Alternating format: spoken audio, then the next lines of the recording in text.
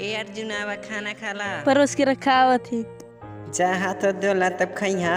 जा हाथ धोला तब आके पड़िया खा के, ठीक बा? ठीक बा।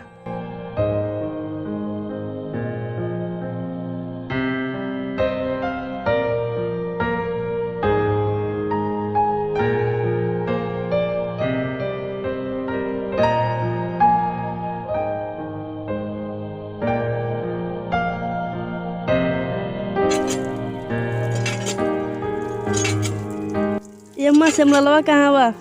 दिनेश दिखत नहीं बा। के जानी बेटा, होई बगीचो बगीचो में डेली होई रहला। के जानी क्या करला, जा देखा त क्या करला। जा बेटा। ठीक बा, परोस के रखा आवत थी।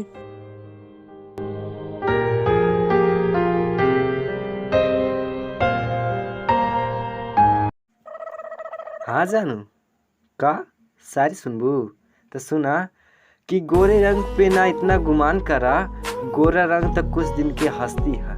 कि गोरे रंग पे ना इतना गुमान करा, गोरा रंग तक कुछ दिन की हस्ती है। तो हर गोरा रंग तब तक सलामत बा जब तक कि सारा फेस क्रीम सस्ती बा।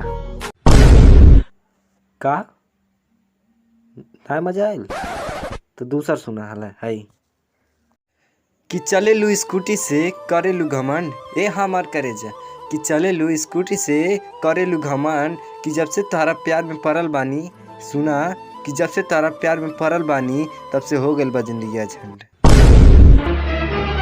Oh no,